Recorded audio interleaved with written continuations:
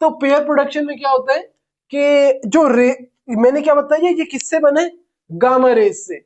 Gamma rays क्या थी, energy थी, एनर्जी से पार्टिकल बन गया। एनर्जी का कभी भी मास नहीं होता, और एनर्जी गामा रेस जो एनर्जी थी वो कन्वर्ट हो गई इलेक्ट्रॉन और पॉजिट्रॉन में जिनका मास होता है। अस्सलामुअलैकुम, I hope you all are doing well. Today is our another lecture of first physics chapter 5 और आज हम देखेंगे ट्रांसफॉर्मेशन ऑफ एनर्जी। तो transformation of energy actually law of conservation of energy ही होता है, जो कहते हैं कि एनर्जी हमेशा ट्रांसफॉर्म होती रहती है एक फॉर्म से दूसरी फॉर्म में। यानी एनर्जी ना तो क्रिएट की जा सकती है ना ही डिस्ट्रॉय की जा सकती है, बल्कि सिर्फ वो अपनी फॉर्म चेंज कर सकती है, और इसे हम कहते हैं ट्रांसफॉर्मेशन ऑफ एनर्जी। जैसे सपोज करें कि आपके पास एक सिस्टम है और ये एक ऐसा सिस्टम है जिससे ना मास बाहर जा सकता है ना एनर्जी बाहर जा सकती है, यानी कि एक आइसोलेटेड सिस्टम है। तो हमारे पास क्या होगा कि इसमें एक सिस्टम में जब एनर्जी ना डिस्ट्रॉय हो रही है ना क्रिएट हो रही है, तो इसका मतलब एनर्जी की जो टोटल क्वांटिटी है वो सेम रहेगी। इट्स लाइक कि ऐसे सपोज करें कि यहाँ पे 3 लोग हैं और उनके पास कुछ ना कुछ अमाउंट है, कुछ ना कुछ पैसे हैं, वो एक दूसरे को पैसे दिए जा रहे हैं। हर एक के पास जो अमाउंट है वो चेंज हो रही है, लेकिन टोटल अमाउंट क्या है, कंजर्व रह रही है। सेम लाइक एनर्जी, एनर्जी क्या करती है, अपनी फॉर्म चेंज कर रही होती है, लेकिन अपनी क्वांटिटी चेंज नहीं करती, क्योंकि ना वो प्रोड्यूस हो रही है ना वो डिस्ट्रॉय हो रही है। तो टोटल एनर्जी एक सिस्टम की हमेशा कंजर्व रहती है, कांस्टेंट रहती है।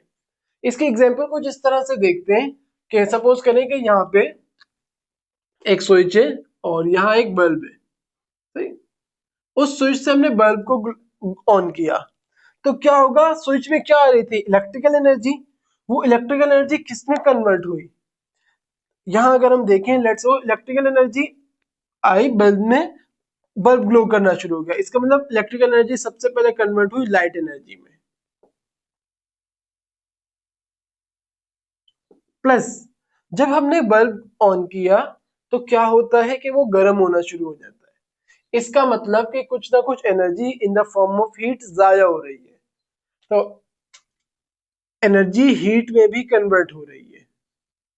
ये हमारे पास एक्चुअली ये लॉसेस, इसको हीट एनर्जी को हम मोस्टली लॉसेस बोलते हैं, कि जो हीट एनर्जी है हम नहीं चाहते हीट प्रोड्यूस हो, क्योंकि हीट तो ऑब्वियसली गर्मी क्रिएट करेगी, वार्म इन्वायरमेंट क्रिएट करेगी, हम नहीं चाहते, लेकिन हम इसको रोक भी नहीं सकते। तो हम हीट एनर्जी को लॉसेस में कंसिडर करते कि ये एनर्जी है जो जाया हो रही है जबरदस्ती, हम कुछ कर नहीं सकते इसका। अच्छा, देन एक और एग्जांपल लेते हैं। अब इसको हटा देते हैं, यहाँ पे एक फैन लगा दिया हमने, सही। हमने अगेन स्विच ऑन किया, फैन घूमना शुरू हो गया। हमेशा याद रखें कि जब भी वर्क डन होगा तो वर्क डन करवाने के लिए जो एनर्जी चाहिए होती है वो मैकेनिकल एनर्जी चाहिए होती है। तो जब फैन रोटेट कर रहा है, घूम रहा है, तो क्या हो रहा है, वर्क डन हो रहा है, और वर्क डन हो रहा है इसका मतलब एनर्जी कौन सी है, मैकेनिकल एनर्जी है। तो हमारे पास जो इलेक्ट्रिकल एनर्जी है इस केस में वो कन्वर्ट होगी मैकेनिकल एनर्जी में। प्लस अगेन जो फैन है उसका जो सेंटर पोर्शन होता है वो गर्म होना शुरू हो जाता है फ्रिक्शन की वजह से। तो हमारे पास क्या होता है, अगेन गर्म हो रहा है, इसका मतलब हीट एनर्जी प्रोड्यूस हो रही है। तो यहाँ पे भी क्या होता है कि mechanical energy plus heat energy में कन्वर्ट हो जाती है। Now chemical energy, chemical energy की एक एग्जांपल अगर हम देखें, जैसे मोटरसाइकिल्स होती है हमारी, तो होता क्या है कि केमिकल एनर्जी फ्यूल की फॉर्म में, गाड़ियों में फ्यूल डलता है, फ्यूल में एनर्जी है जो केमिकल एनर्जी है। फ्यूल बर्न होता है यानी जलता है, गाड़ियों में क्या होता है, फ्यूल जलता है, उसको जलाया जाता है। जैसे आपने माचिस लेके फ्यूल को आग लगा दी, वो जल रहा होता है, सेम गाड़ियों में यही हो रहा होता है। तो फ्यूल बर्न हुआ, फ्यूल बर्न हुआ तो क्या हुआ कि वो कन्वर्ट हो गई हीट में, एंड देन हीट से जब फ्यूल बर्न हुआ तो गाड़ी ने क्या किया, वर्क डन करवाया। इसका मतलब वो कहाँ कन्वर्ट हुई थी, मैकेनिकल एनर्जी में। तो हमारे पास होता ये है कि इसको आप ऐसे समझें कि लेट्स सपोज केमिकल एनर्जी है, जब उसको बर्न किया तो वो सारी की सारी हीट एनर्जी में कन्वर्ट हो गई। तो बर्न हुआ ना, कोई चीज बर्न हो रही है, इसका मतलब हीट एनर्जी प्रोड्यूस हो रही है। वो heat energy then work done करवाती है, यानी कि हीट एनर्जी कन्वर्ट हो रही है मैकेनिकल में। लेकिन हीट एनर्जी कभी भी सारी की सारी कन्वर्ट नहीं होती, बल्कि कुछ एनर्जी मैकेनिकल में कन्वर्ट होती है और ज्यादातर अमाउंट जाया हो जाती है। जैसे हम मोटरसाइकिल्स यूज करते हैं, उसमें जब फ्यूल, जेट सपोज हमने 1 लीटर फ्यूल डलवाया, उसमें say about 80%, 79%, 80% fuel heat energy की फॉर्म में जाया हो जाता है। हम सिर्फ 20% फ्यूल का वर्क देन करवा पाते हैं, बाकी सारा जाया हो रहा है। तो आप देखें कि जो लेट सपोज आपने 100 रुपए का पेट्रोल डलवाया है, तो उसमें आप 20 रुपए का यूज कर रहे हैं, 80 रुपए का जाया हो रहा है। किसकी फॉर्म में जाया हो रहा है? हीट की फॉर्म में। तो हमारे पास होता यह है कि केमिकल एनर्जी किस में कन्वर्ट हो रही है? एक्चुअली पहले सारी की सारी हीट में, और उस हीट में से कुछ ना कुछ हीट एनर्जी जाया भी हो रही है। तो केमिकल एनर्जी किस में कन्वर्ट हुई? हीट में, प्लस वो हीट एनर्जी यूज हो गई थोड़ी सी मैकेनिकल में, और काफी सारी जाया हो गई in the form of heat, जिसे हम लॉसेस बोल देते हैं। हम इसको भी लॉस बोलेंगे, इसको भी लॉस बोलेंगे। इस वाली हीट को लॉस नहीं बोलेंगे, लेकिन जो एक्स्ट्रा हीट जाया हो रही है वो लॉस में जाएगी। अच्छा, सेम हीट एनर्जी, इसी एग्जांपल को ले लेते हैं कि हीट एनर्जी कन्वर्ट हुई किसमें? मैकेनिकल और लॉसेस में। हीट एनर्जी प्लस लॉसेस, हमेशा याद रखना ये लॉसेस, ये वाला हीट एनर्जी ये सारे लॉसेस हैं, ये लॉसेस हीट एनर्जी है। Then mechanical energy, mechanical energy को आप ऐसे सपोज कर लें कि आपको लग रही है सर्दी, सही, सपोज कर लें सर्दियों का मौसम है, आपको बहुत ज्यादा सर्दी लग रही है, आपने क्या किया? उस सर्दी को दूर करने के लिए अपने हाथों को रब करना शुरू किया, सही, रब करना शुरू किया, जिससे क्या हुआ? आपके हाथ गर्म हो गए। क्यों गर्म हुए? आपके अंदर थी मैकेनिकल एनर्जी। आप जब हाथ ऐसे रब कर रहे हो, आप एक वर्क डन करवा रहे हो, वर्क डन के लिए हमेशा मैकेनिकल एनर्जी चाहिए होती है। इसका मतलब आपके पास मैकेनिकल एनर्जी थी, आपने हाथों को रब किया, हाथ गर्म होना शुरू हो गए। इसका मतलब एनर्जी क्या हुई? मैकेनिकल से हीट में जाना शुरू हुई। अच्छा, अब करते करते आपने गर्म हुए, हाथ हुए हुए आपने कहा इतने गर्म हो गए कि अब सर्दी लगना खत्म हो गई है, आपने छोड़ दिया रब करना। क्या हुआ? हाथ वापसी ठंडे हो गए। क्या हुआ? जो हीट एनर्जी थी वो लॉसेस में चली गई, वो जाया हो गई। तो हमारे पास अगेन मैकेनिकल एनर्जी की एक एग्जांपल ये बन सकती है कि जो मैकेनिकल एनर्जी वो किस में गई? हीट एनर्जी में प्लस लॉसेस में। तो हमारे पास ऐसी बहुत सारी एग्जांपल्स हो सकती हैं। जरूरी नहीं है कि मैकेनिकल एनर्जी हमेशा हीट और लॉसेस में ही जाए, और भी फॉर्म्स में जा सकती है। जैसे मैंने इलेक्ट्रिकल की दो अलग अलग बता दी। इस तरह से हमारे पास क्या होता है कि एनर्जी जो है वो ट्रांसफॉर्म हो रही है। देखें, एनर्जी ट्रांसफॉर्म हो रही है, अपनी फॉर्म चेंज कर रही है, खत्म नहीं हो रही। तो यहाँ से एक चीज आपको समझनी होगी कि ये हीट एनर्जी क्या थी? लॉसेज है।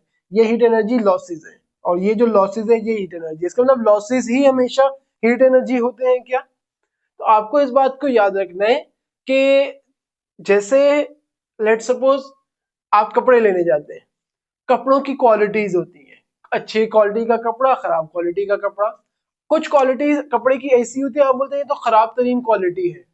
सेम लाइक एनर्जी, एनर्जी की बहुत सारी फॉर्म्स है, mechanical energy, chemical energy, wind energy, ये एनर्जी, वो एनर्जी। तो इसमें सबसे जो खराब क्वालिटी की एनर्जी है, जो हम कभी नहीं चाहते हमारे पास फॉर्म हो, वो एनर्जी हमारे पास हीट एनर्जी है। एनर्जी की क्वालिटी भी होती है और क्वांटिटी भी होती है। जैसे आपने कहा कि मेरे पास 10 जूल एनर्जी है, क्वांटिटी है। आप कहते हो कि जो 10 जूल एनर्जी है कौन सी, इस पे भी डिपेंड करता है। जैसे सपोज करें कि आपको कहा जाए कि इलेक्ट्रिकल एनर्जी आपके घर में आ रही है, सही, आप उसको बाय कर रहे हो क्योंकि ये एक हाई क्वालिटी की एनर्जी है। आपको कहा जाए कि मैं आपको हीट एनर्जी प्रोवाइड करूंगा, आप मुझे पैसे दो, क्या आप कभी देना चाहोगे? आप बोलोगे मैं खुद ही आग लगाऊंगा, हीट प्रोड्यूस होना शुरू हो जाएगी। तो हमारे पास होता क्या है कि heat energy lowest quality of energy है, जो हम कभी नहीं चाहते प्रोड्यूस हो, ये ऑटोमेटिकली प्रोड्यूस होती है। जैसे मैंने बल्ब की एग्जांपल दी, हम नहीं चाहेंगे कि वार्म एनवायरनमेंट क्रिएट हो, हीट प्रोड्यूस हो, नहीं चाहेंगे, लेकिन हम कुछ कर ही नहीं सकते। तो हमारे पास क्या होता है कि एनर्जी की क्वालिटी भी होती है और क्वांटिटी भी होती है। क्वालिटी उसकी फॉर्म बताती है, क्वांटिटी जो हम जूल की फॉर्म में बताते हैं वो है, और heat energy lowest quality of energy है। सो नाउ ये मैंने आपको थोड़ा सा थ्योरेटिकली बताया कि हीट एनर्जी किस तरह से इंटरकन्वर्ट होती है। तो अब हम क्या करते हैं, इसे हम प्रूव करते हैं through derivation, through mathematical expression हम इस बात को प्रूव करने की कोशिश करते हैं। तो सपोज करें कि हमारे पास यहाँ पे सरफेस ऑफ अर्थ है और हमने एक बॉल ली इस पॉइंट पे और यहाँ पे हमने इसको भी स्टेशनरी पकड़ा हुआ है और देन हमने क्या किया, इस बॉल को फेंका, ये Aahista Aahista Aahista surface of earth पे आ गई। लेट सपोज अभी जिस पॉइंट पे बॉडी है इस पॉइंट को हम बोल देते हैं पॉइंट पी, और जो सरफेस ऑफ अर्थ पे जब बॉडी आएगी तो हमारे पास जो पॉइंट होगा उसे हम बोल देते हैं पॉइंट ओ। हम करना एक्चुअली ये चाह रहे हैं कि हम क्या करेंगे, पॉइंट पी पे बॉल को देखा इसकी एनर्जी कितनी है, देन बॉल को फेंका, छोड़ दिया, और पॉइंट ओ पे जब बॉडी आई तो हम देखेंगे इसकी एनर्जी कितनी है। अगर एनर्जी सेम होती है तो इसका मतलब कि एनर्जी कंजर्व्ड है ना, कांस्टेंट है, इसका मतलब एनर्जी ट्रांसफॉर्म हुई, चेंज हो गई फॉर्म, लेकिन टोटल एनर्जी कांस्टेंट रही। तो इसके लिए हम ये करते हैं कि सेंटर में भी एक पॉइंट ले लेते हैं। लेट सपोज यहां ले लिया पॉइंट ओ बी, यहाँ पे क्यू, पॉइंट क्यू ले लेते हैं। अच्छा, अब जब बॉडी पॉइंट पी पर है तो इसकी जो हाइट है उस हाइट को हम ले लेते हैं, हाइट है एच। इस हाइट को हमने बोल दिया कि ये हाइट है एच, और पी से क्यू तक का जो डिस्टेंस है इस डिस्टेंस को हम बोल देते हैं एक्स। तो हमने क्या किया, पॉइंट पी पर जब ऑब्जेक्ट है तो उसकी जो हाइट है वो एच, पी से क्यू तक का डिस्टेंस एक्स, तो क्यू से ओ तक का डिस्टेंस कितना हो जाएगा, टोटल एच है उसमें से एक्स को माइनस कर दें तो क्यू ओ का डिस्टेंस आ जाएगा, यानी कि क्यू से लेके ओ तक का जो डिस्टेंस होगा वो क्या होगा, एच माइनस एक्स। ऐसा ही है ना, टोटल एच था उसमें से एक्स को माइनस किया तो क्या बच गया, एच माइनस एक्स, जो कि ये वाला डिस्टेंस है। नाउ हम कर रहे ये है कि इस ऑब्जेक्ट का हम मास ले लेते हैं m। हमने क्या किया, एक बॉडी ली है, एक ऑब्जेक्ट लिया जिसका मास है m, उसको हमने प्लेस किया है एट अ हाइट h, और वो हाइट h किसी भी पॉइंट पर है, पॉइंट p पर अबव द अर्थ सरफेस से ऊपर। नाउ क्या करेंगे, एक एक करके तीनों पॉइंट पर एनर्जी कैलकुलेट करेंगे। अच्छा, इस चीज को आपने समझना है कि हम जब भी बॉडी की एनर्जी की बात करते हैं तो मोस्ट ऑफ द टाइम हम उसकी मैकेनिकल एनर्जी को बात बोल रहे होते हैं। जैसे सपोज करें कि मेरे को कहा जाता है मैं यहाँ हूँ और मैं कहीं भागता हुआ जाता हूँ और मेरी एनर्जी कांस्टेंट रहेगी, तो जो एनर्जी, जिस एनर्जी की बात हो रही होगी वो मैकेनिकल एनर्जी की बात हो रही होगी। तो हमारे पास क्या होता है कि मैकेनिकल एनर्जी बराबर होती है kinetic energy plus potential energy के। तो जो बॉडी की जो टोटल एनर्जी की जो हम बात करें कि क्या बॉडी की टोटल एनर्जी कांस्टेंट होगी, वो हम इन टर्म्स ऑफ मैकेनिकल एनर्जी बात करेंगे कि बॉडी की जो टोटल एनर्जी है वो मैकेनिकल एनर्जी की फॉर्म में kinetic energy plus potential energy है। नाउ हम क्या करते हैं, पहले पॉइंट पी पर देखते हैं टोटल एनर्जी बॉडी की। कैसे देखेंगे, पहले काइनेटिक एनर्जी फाइंड करते हैं। काइनेटिक एनर्जी का फॉर्मूला क्या होता था, काइनेटिक एनर्जी का फॉर्मूला होता था हाफ mv², ऐसा ही होता था। और kinetic energy at point P, अगर पॉइंट पी पे हम काइनेटिक एनर्जी देख रहे हैं तो हम इसको के ई और यहाँ पे एक पी लगा देते हैं, और जो वेलोसिटी होगी पॉइंट पी पे उसे हम वी पी बोल देते हैं। नाउ मास तो कांस्टेंट है, मास के साथ कुछ लगाने की जरूरत नहीं है, वेलोसिटी बॉडी की चेंज हो सकती है। नाउ पॉइंट पी पर बॉडी की वेलोसिटी क्या होगी, हमने क्या कहा था कि ऑब्जेक्ट को पॉइंट पी पर पकड़ा हुआ है और पॉइंट पी से छोड़ा है, फेंका है, तो पॉइंट पी पर तो ऑब्जेक्ट रेस्ट में ना, इसका मतलब जो पॉइंट पी पे वेलोसिटी है वो जीरो है। जब हमने इस ऑब्जेक्ट को फेंका तो ऑब्जेक्ट नीचे आएगा तो वेलोसिटी बढ़ेगी, पॉइंट पी पर तो जीरो है, तो हम कहेंगे कि as we know that VP is zero, तो हमारे पास काइनेटिक एनर्जी आ जाएगी at point P half M, और वीपी क्या है, जीरो है, जीरो का स्क्वायर जीरो इंटू ये टोटल वैल्यू क्या हो जाएगी, ये टोटल वैल्यू जीरो हो जाएगी, तो हमारे पास kinetic energy at point P आ जाएगी zero. Now potential energy at point P, potential energy का फॉर्मूला क्या होता था, पोटेंशियल एनर्जी का फॉर्मूला होता था mg h, ये तो आपको अच्छे से याद होगा। नाउ अगर हम देखें ऑब्जेक्ट का मास m ही है, ग्रेविटी g से रिप्रेजेंट होती है, और बॉडी की जो हाइट है अभी वो क्या है h। इसका मतलब पोटेंशियल एनर्जी जो पॉइंट P पर होगी वो mgh ही होगी। तो हम क्या करते हैं कि ये पोटेंशियल एनर्जी है at point P। Now total energy कहाँ की, पॉइंट P की, बराबर होगी kinetic energy at point P plus potential energy at point P। तो काइनेटिक एनर्जी कितनी है पॉइंट P पर 0,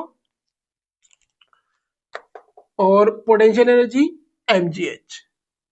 तो देखिए कोई मुश्किल नहीं हुई, हमने टोटल एनर्जी निकाल ली पॉइंट P पर जो बराबर है mgh के।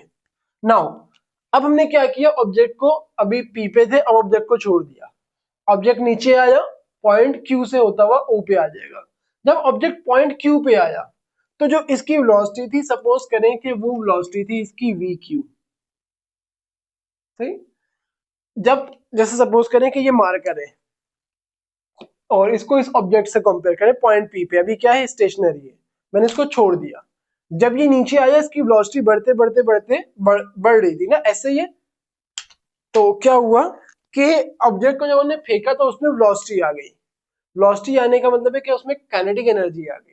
जब ऑब्जेक्ट मूव होता है तो काइनेटिक एनर्जी आ जाती है। तो जब ऑब्जेक्ट पॉइंट Q पे आया तो उसमें वेलोसिटी आ गई, जिसे हमने कह दिया VQ। तो हम टोटल एनर्जी देखते हैं पॉइंट Q पर।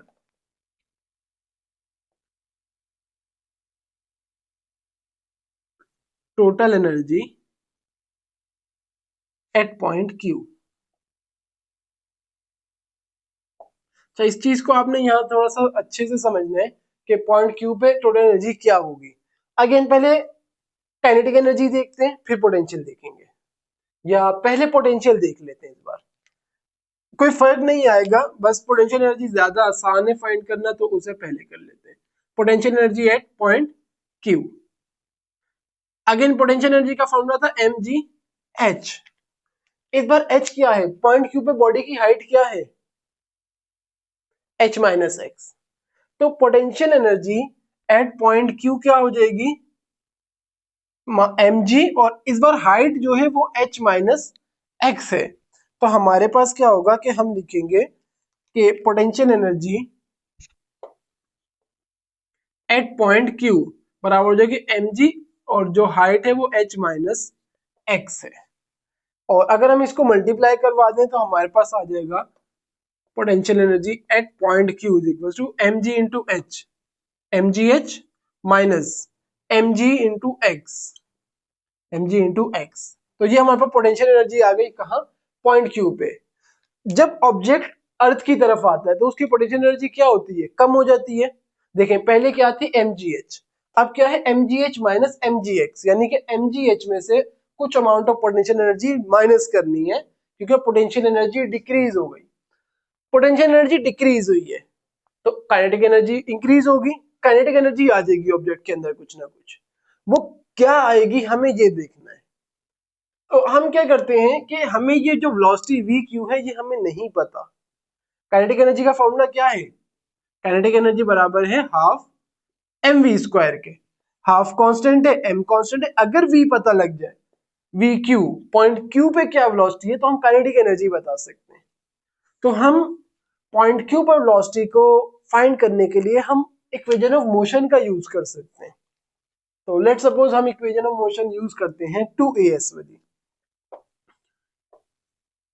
2as is equals to vf square minus vi square. तो क्या कर सकते हैं हम यहाँ पे कि हमारे पास जो a है यहाँ पे एक्सेलरेशन, ये क्या हो जाएगी ग्रेविटेशनल एक्सेलरेशन। s जो ऑब्जेक्ट ने डिस्टेंस कवर किया है, डिस्टेंस क्या कवर की है P से Q तक का, ऑब्जेक्ट P से Q आया, इसका मतलब ये रहा distance x। vf square final velocity, vi square initial velocity. तो अगर हम इसे इसके ऊपर लेके आए तो हमारे पास आ जाएगा 2 ग्रेविटेशनल एक्स, जो एक्सेलरेशन है वो ग्रेविटेशनल एक्सेलरेशन हो जाएगी, s P से Q आई है बॉडी, तो डिस्टेंस P से Q तक का x आ गया, 2gx is equal to vf square. इस बात को समझना है, बॉडी पी से क्यू पे आई है, इनिशियली पी पे थी, फाइनली क्यू पे, तो इनिशियल वेलोसिटी वीपी और फाइनल वेलोसिटी वी क्यू। तो वी एफ स्क्वायर की जगह हम लिखेंगे वी क्यू का square. V Q body P से क्यू आई है ना, फाइनल यहाँ पे, इनिशियल यहाँ पे, minus initial V I point P पे, वी पी का स्क्वायर। और हमने तो ये बात देखी थी कि वी पी तो जीरो है, तो हमारे पास वी पी क्या आ जाएगा, जीरो आ जाएगा।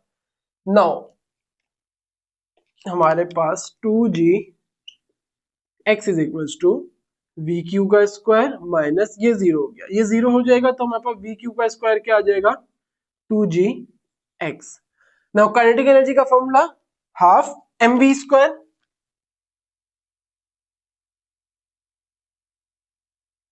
M V square. Kinetic energy किसकी फाइंड करने हैं, पॉइंट क्यू की, तो काइनेटिक एनर्जी कौन सी है, क्यू की, और उसके लिए वेलोसिटी भी आएगी वी क्यू। तो देखें वी क्यू का स्क्वायर ही हमने फाइंड किया, तो डायरेक्टली वी क्यू का स्क्वायर हम यहाँ पुट कर सकते हैं। तो हमारे पास आ जाएगा हाफ एम वी क्यू का स्क्वायर, क्या वैल्यू आई है, 2g x into 2g x। कुछ कैंसिल हो रहा है, यस, इस 2 से ये 2 कैंसिल हो जाएगा, हमारे पास आ जाएगा एम जी एक्स। 1 तो 1 m से मल्टीप्लाई होगा, m ही आ जाएगा, m इंटू जी एक्स, एम जी एक्स। ये आ गई kinetic energy at point Q. Now total energy कैसे आएगी, पोटेंशियल एनर्जी और काइनेटिक एनर्जी को ऐड करवा के। तो total energy at point Q बराबर हो जाएगी kinetic energy at point Q plus potential energy at point Q. तो काइनेटिक एनर्जी जो आई है पॉइंट क्यू पे वो है mgx प्लस पोटेंशियल एनर्जी जो पॉइंट क्यू पर आई है वो आई है mgh minus mgx, mgh minus mgx। क्या कुछ कैंसिल हो रहा है, अगर आप देखें mgx प्लस का mgx माइनस का, इससे ये कैंसिल हो जाएगा, तो हमारे पास टोटल एनर्जी आ जाएगी जो बराबर होगी mgh के। और ये टोटल एनर्जी कहाँ आई है, पॉइंट क्यू पे। तो अगर आप देखें पॉइंट पी पे क्या आई थी total energy, mgh, point Q पे क्या आई है टोटल एनर्जी, mgh। इसका मतलब एनर्जी कंजर्व्ड है, एनर्जी की जो अमाउंट है वो सेम है। हालांकि क्या हुआ था, यहाँ काइनेटिक एनर्जी जीरो थी, यहाँ पे ये काइनेटिक एनर्जी जीरो, यहाँ काइनेटिक एनर्जी आ गई, जितनी काइनेटिक एनर्जी आई उतनी पोटेंशियल एनर्जी कम हो गई, तो हमारे पास ट्रांसफॉर्मेशन हो रही है। ना ऑब्जेक्ट मजीद आगे क्यू से आगे मूव होता हुआ पॉइंट ओ पे आ गया। इनिशियली, बिल्कुल इनिशियली कहां था, पी पे, और फाइनली कहां आया है, ओ पे, मूव होता हुआ ओ तक आ गया। सेम हम इसी प्रोसेस को दोबारा करते हैं कि पॉइंट पी से मूव होता हुआ ओ पे आया, पोटेंशियल एनर्जी भी ऐसे ही आएगी जैसे यहां निकाली, काइनेटिक एनर्जी भी ऐसे ही आएगी। तो फाइंड करते हैं, पहले पोटेंशियल एनर्जी अगेन देख लेते हैं।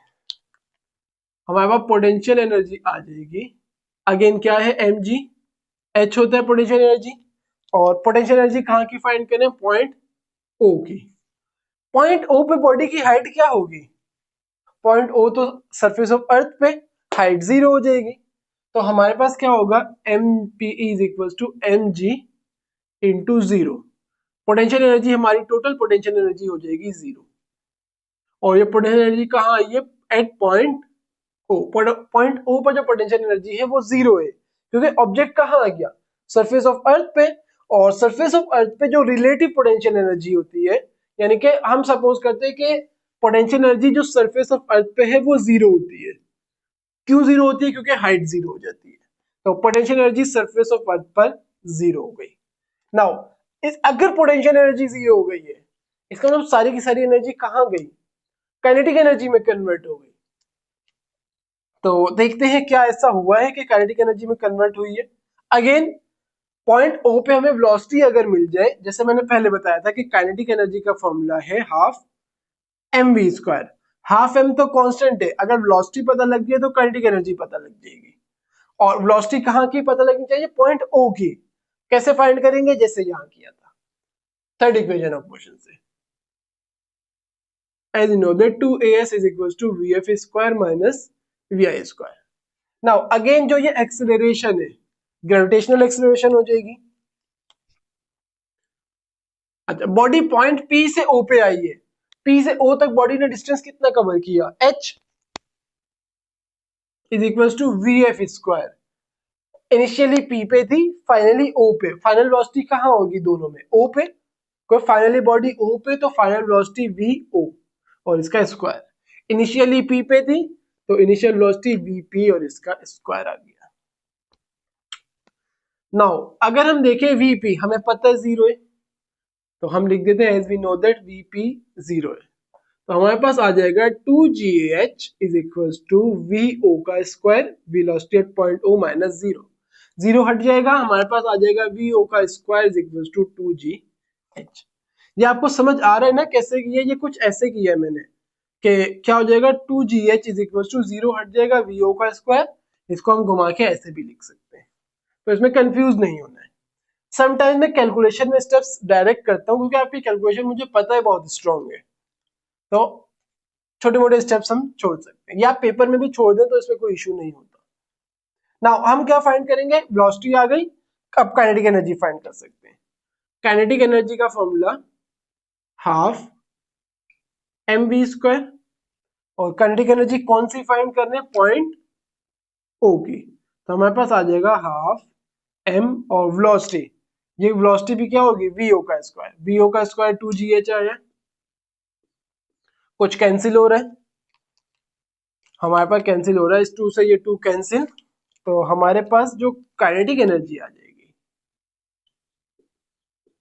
एट पॉइंट ओ, आगे लिख देते हैं, वो आ जाएगी kinetic energy at point O will be equals to 1 into M, M आ जाएगा, M into G H, M G H, तो काइनेटिक एनर्जी भी आ गई। टोटल एनर्जी देखते हैं पॉइंट ओ पे कितनी है, total energy at point O will be equals to kinetic energy plus potential energy. Kinetic energy आई है mgh और पोटेंशियल एनर्जी आई है जीरो, तो यहां पे ये लिख लें कि पॉइंट ओ की है, तो mgh प्लस जीरो mgh ही आ जाएगा। तो क्या conservation of energy principle prove हो गया, देखें पॉइंट पी पे total energy mgh, point Q पे total energy mgh, point O पे टोटल एनर्जी mgh। इसको थोड़ा सा समझे कि पॉइंट पी पे काइनेटिक एनर्जी जीरो थी, पोटेंशियल एनर्जी थी और पोटेंशियल एनर्जी मैक्सिमम थी। जब बॉडी नीचे आना शुरू हुई पोटेंशियल एनर्जी कम हो गई, पोटेंशियल एनर्जी कहाँ निकाली, हाँ पोटेंशियल एनर्जी पहले mgh थी, पोटेंशियल एनर्जी कम हो गई, mgh में से mgx कुछ अमाउंट माइनस हो गई, जो mgh कम हुई वो कहाँ कन्वर्ट हुई, काइनेटिक एनर्जी में। ये देखें जो mgx यहाँ माइनस हो रहा है वो काइनेटिक एनर्जी में कन्वर्ट हो गया है। नाउ ऑब्जेक्ट मजीद नीचे सरफेस ऑफ अर्थ पे आया, पोटेंशियल एनर्जी जीरो हो गई, इसका मतलब जो भी पोटेंशियल एनर्जी यहाँ पे थी वो सारी की सारी काइनेटिक में कन्वर्ट हो गई। तो देखिए काइनेटिक एनर्जी क्या हो गई थी, mgh, कहाँ है ये रही, काइनेटिक एनर्जी mgh हो गई। तो हमारे पास एनर्जी ट्रांसफॉर्म हो रही है, लेकिन लेकिन आपको एक चीज समझनी होगी कि ऐसा एक्चुअल में पॉसिबल नहीं है। ये जो हमने केस देखा ये एक आइडियल केस है। जैसे सपोज करिए कि आप एक पेपर लेते हैं, एक सफा लिया और आपने उसको किसी हाइट से नीचे फेंका, क्या वो डायरेक्टली नीचे आ जाएगा? अब एक मैं एग्जांपल दे रहा हूँ कि ये ऑब्जेक्ट एक पेपर भी तो हो सकता था, मैंने तो नहीं कहा था कि ये कोई पत्थर है, कोई स्टोन है, कोई ऐसी भारी चीज है या मार्कर है, एक पेपर भी तो हो सकता था।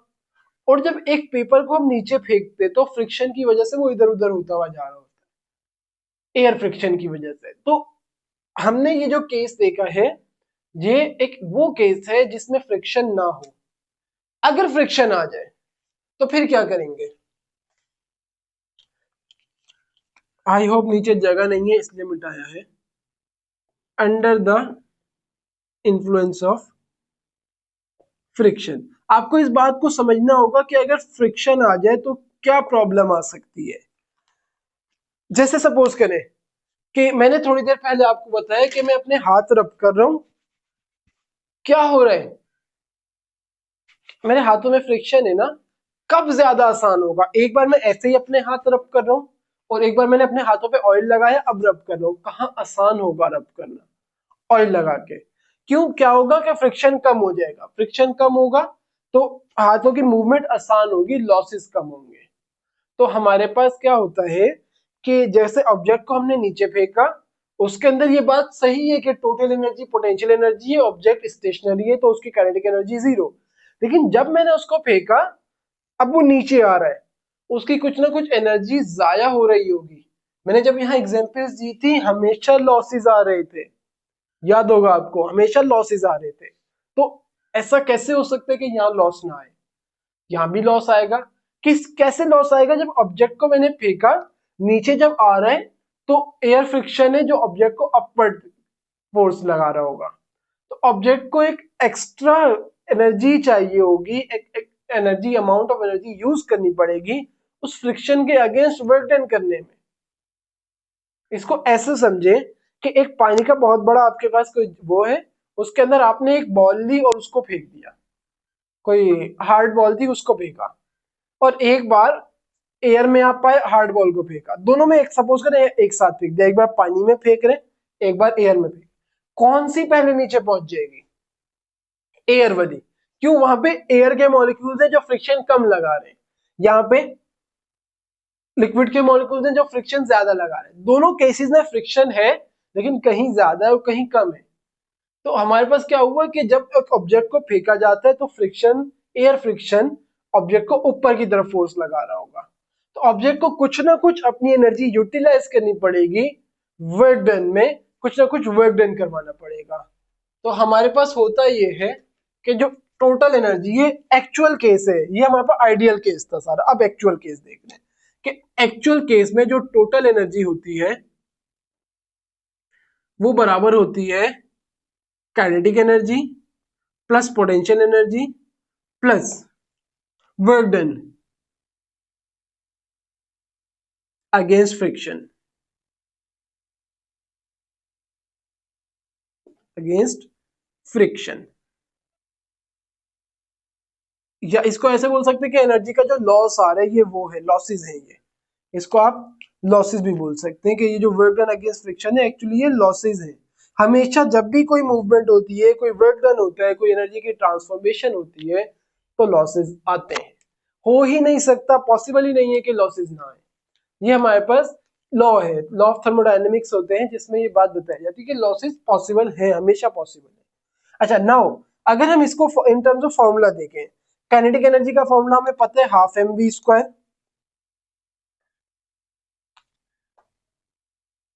पोटेंशियल एनर्जी का भी फॉर्मूला पता है mgh, लिख नहीं रहे हम। वर्क डन की जगह क्या आएगा? वर्क डन हमारे पास रिप्रेजेंट होता है W से, और W किसके बराबर होता है? W बराबर होता है एफ डॉट डी के, और वो बराबर होता है एफ डी कॉस थीटा के। हम क्या करते हैं, लिखते हैं एफ डॉट डी, और एफ डॉट डी बराबर होता है एफ डी कॉस थीटा के। तो इस वर्क डन की जगह मैं यहां लिख रहा हूं एफ डी कॉस थीटा। इसी केस में अगर हम देखें, जब ऑब्जेक्ट नीचे की तरफ आ रहा है, यहां पे देखते हैं इस चीज को, ये रहा हमारा ऑब्जेक्ट, ये ऑब्जेक्ट मूव करके नीचे की तरफ आ रहा है, तो फ्रिक्शन कैसे लग रहा होगा? फ्रिक्शन हमेशा मूवमेंट के अपोजिट लगता है। जैसे मैं आगे चल रहा हूं, फ्रिक्शन कैसे लग रहा है? मैं जिस डायरेक्शन में मूव कर रहा हूं उसके अगेंस्ट फ्रिक्शन लग रहा है। यहां पे भी ऑब्जेक्ट कैसे आ रहा है? नीचे आ रहा है, फ्रिक्शन की जो डायरेक्शन है वो अपवर्ड होगी। तो अगर फ्रिक्शन की डायरेक्शन अपवर्ड है तो ऑब्जेक्ट को किस डायरेक्शन में अपनी एनर्जी यूज करके वर्क डन करना पड़ रहा है? डाउनवर्ड। यानी कि जो ऑब्जेक्ट अपनी एनर्जी यूज कर रहा है वो फ्रिक्शन के अगेंस्ट इस डायरेक्शन में होगी, और वो एग्जैक्टली फ्रिक्शन के बराबर होगी। इस बात को समझना है थोड़ा सा कि ऑब्जेक्ट है, ऑब्जेक्ट जब नीचे आ रहा है फ्रिक्शनल फोर्स कैसे लग रही है? अपवर्ड लग रही है, लेकिन ऑब्जेक्ट अपनी फोर्स कहां लगा रहा है? डाउनवर्ड लगा रहा है, जो इक्वल होगी फ्रिक्शन के लेकिन अपोजिट है, ताकि फ्रिक्शन फोर्स कैंसिल हो सके।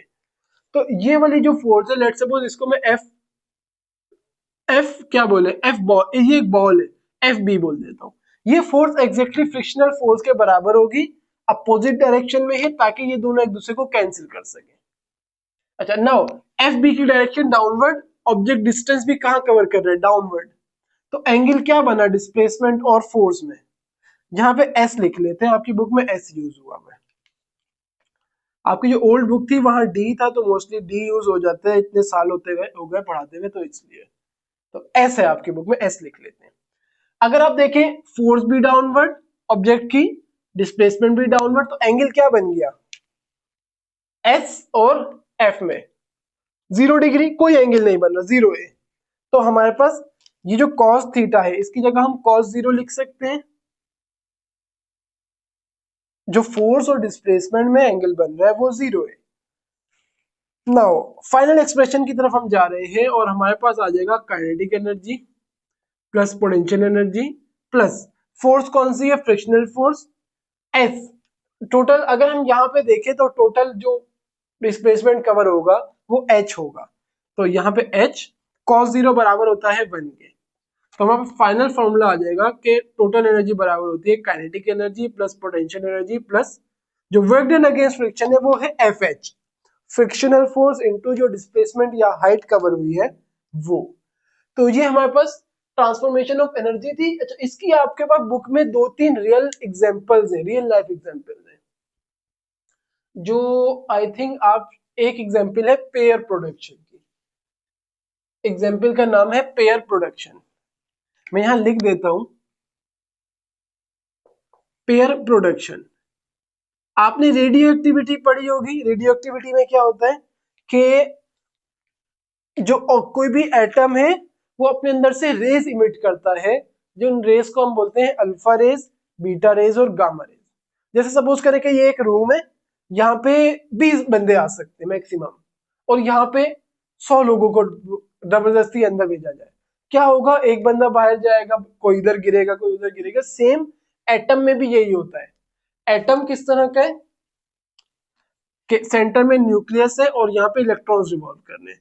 जो न्यूक्लियस का साइज है ना वो एक खास साइज है, न्यूक्लियस का साइज एक रूम की तरह है, इलेक्ट्रॉन तो बाहर है, उनको कोई मसला नहीं होता।